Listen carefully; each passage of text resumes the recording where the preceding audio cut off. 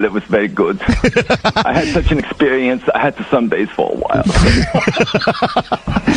Ladies and gentlemen, that is my old partner, Anthony, who is much braver than I am. He does a lot of German cars down there in God's waiting room. And yes, I'm still on safari in the search for the elusive, intelligent redneck. Yeah, speaking, we would have an oxymoron day. There's another one right there. Yeah. Well, there's the primer. That's the startup.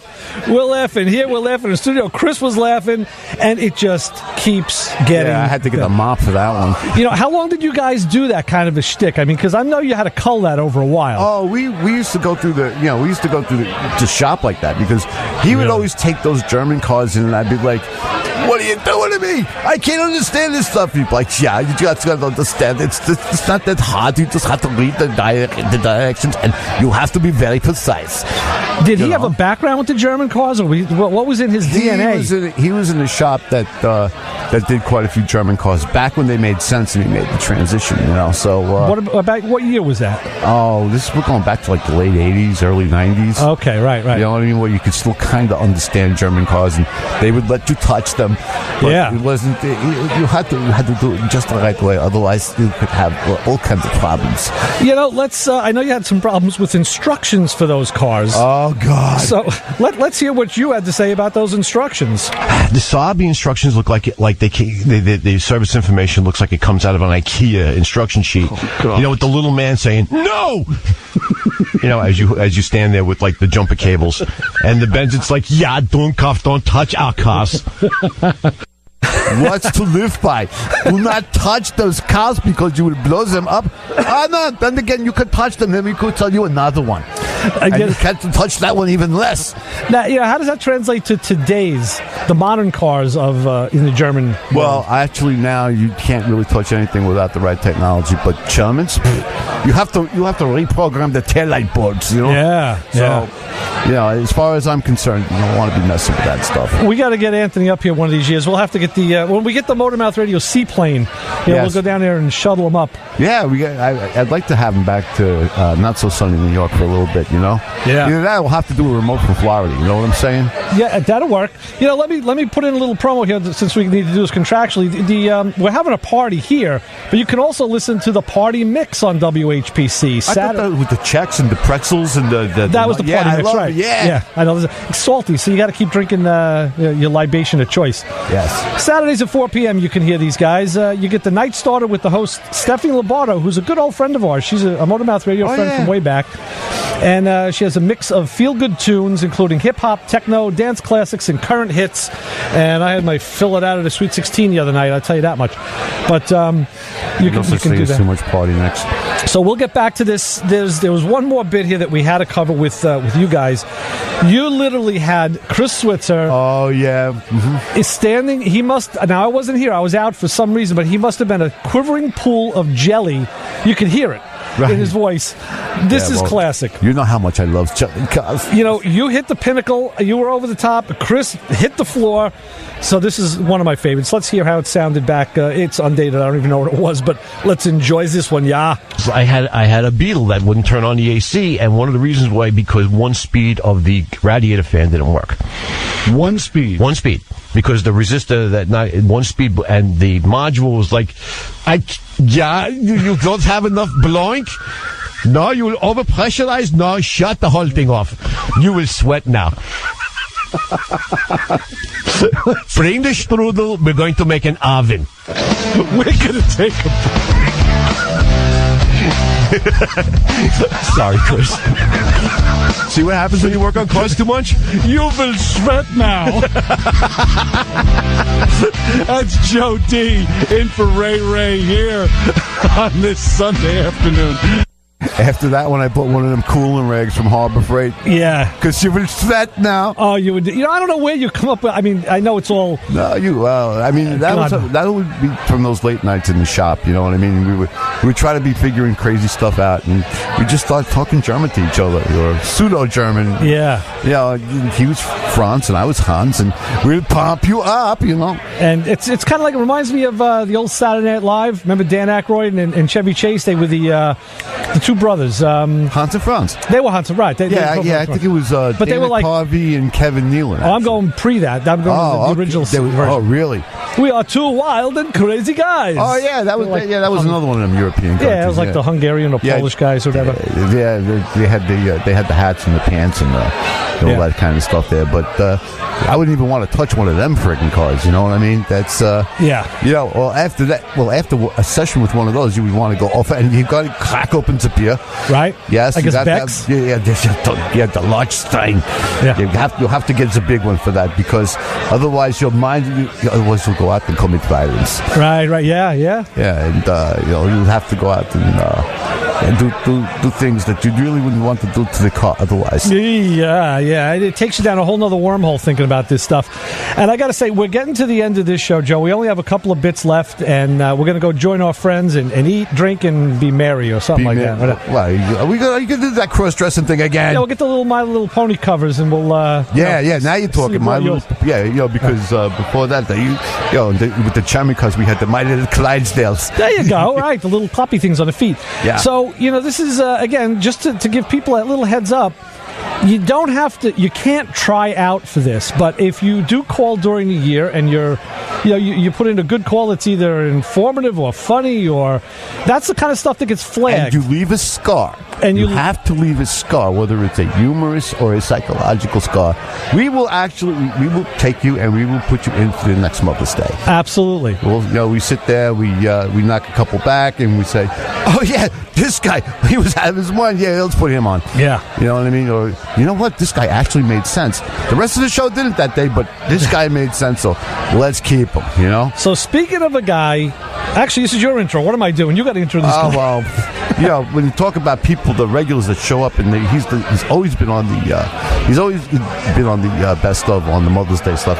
It's the big man Howie. That's right. He compares Ray to his wife when his car repair methods come into question. I never know what he's going to do. And that day, he threw me for a loop, and I actually sat back and you nailed him.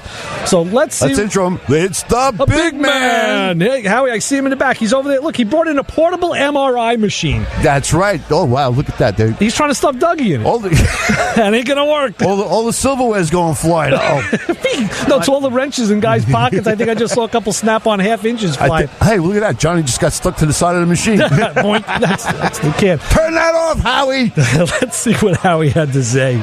Sometimes you got to just, you got to man up on this stuff. Yeah, I know. They don't like that stuff. Professor Ray, you sound like my wife, Really? Got to man up and do this.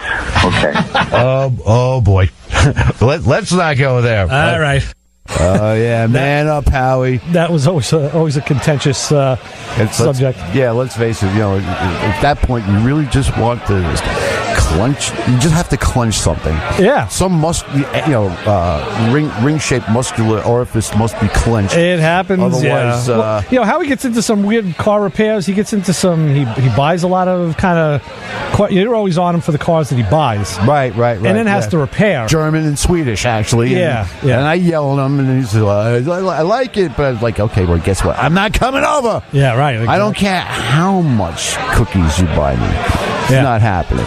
There's only so much you can do. But then again, he makes it work. Somehow he gets out there, and somehow or another, it goes down the road. I don't know how he does it. I really don't. It doesn't have a smoke trail. That goes for a lot of our listeners and callers. They do get involved in the weirdest things. Al is always ripping these Jeeps apart. He's got every other day. He's got bearings and gears on the workbench, and he's welding stuff. And he's.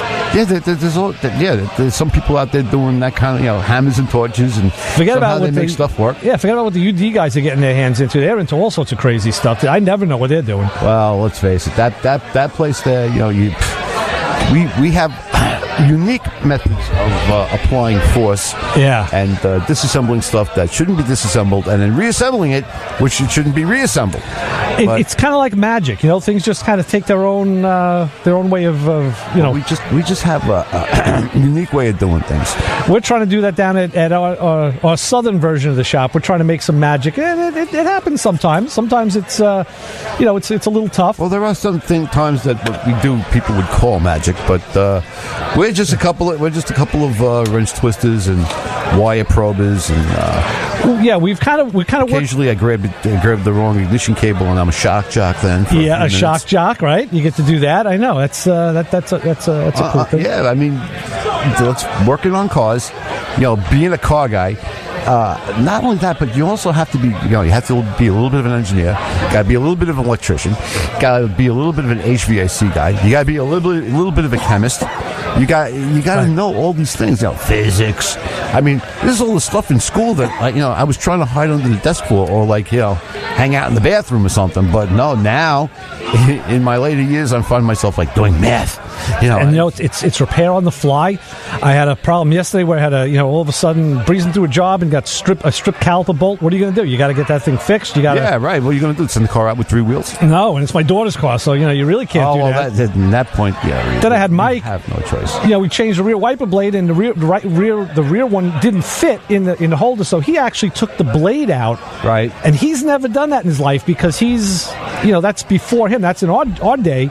Right. Well, you used to change the insert. Yeah. Right. But he figured how to take it out and put it in a new one. So we're doing this stuff on the fly, and I give him a lot of credit because it's it's kind of like a. It's heartening to see that there are guys that still have that adaptability, that kind of imaginative way of approaching things. Not that they just stop cold when something just you get thrown one curveball. It's still a thinking man's game. Well, I tell you what, we have our last bit again with Mr. Carl Anthony from automoblog.net. You got to check these guys out. He's a great fan of ours. He's always promoting us. We like to promote them. They have the most great site. Yeah, they have the most up to date. They have stuff every day coming out, and they cover everything: the auto shows, the trends, the trucks, the cars, cutting edge. They're all over the place. So Carl had to be a fly on that computer monitor. Yeah, Carl once again conveyed the highest level of admiration on the Motor Mouths, which we plan on using on our upcoming resumes and T-shirt ads. And Joe, you kind of succinctly covered that. So let's see what Carl. Offices too. Let's see what he had to say. I got to compliment you guys too, because the first caller, Christian, as well. I think that was his name, Christian. Yeah. You guys are dialed into the local community. I mean, that's what the car culture is all about. It's one thing when you're in the business of cars and whether you're selling them or fixing them. In our case with Automoblog, we're writing about them and reporting them. But why do we get into the business of cars? Why do we love cars? It's because of that community aspect and that friendship aspect. And it's that whole culture. That's what draws me to cars. And I was listening to that first caller with Christian, and I got to compliment you guys because you guys have that going on. You are dialed into that Long Island car culture, and I love it. It's fantastic, and that's why we love your show, and that's why we continue to promote it on Twitter. That's why we enjoy our relationship that we have with you guys. Yeah, that's just my hat's off to you guys for that. We appreciate that. Basically, we boil it down to our marketing strategy is, we know guys. Did I see the phone flashing just now? Absolutely. We do know guys, Joe. Yeah, we know guys. Plus, we send them cookies, too. Yeah. The shipment of New York bagels every once in a while and the pizza, though, definitely helped out. Bribery will get you everywhere if you know the right people. You know what I'm saying? Well, that was it. Our good friends Dina and Drew, we didn't have a bit to fit them in with this year, but they always brought in food. I'll tell you what. Yeah. We are done. We're going to get out of here. Let's go. We get to go eat. Yeah, come on. Saddle up. Come on. There's still a couple pieces of hero left. You know what I mean? Family showed up. I think they're bringing out the second course. They're waiting for us. Yeah. And look, there's beers left and everything, Let's do it. Let's rock, baby. Joe, till next week, more Motormouth Radio. Yes, there'll be more of us, and happy Mother's Day. Happy Mother's Day. To all you mothers out there, have a great day. You deserve it for putting up with all crap. Absolutely. So for Joe D, Ray Guarino, Motormouth Radio, we're out of here. See ya.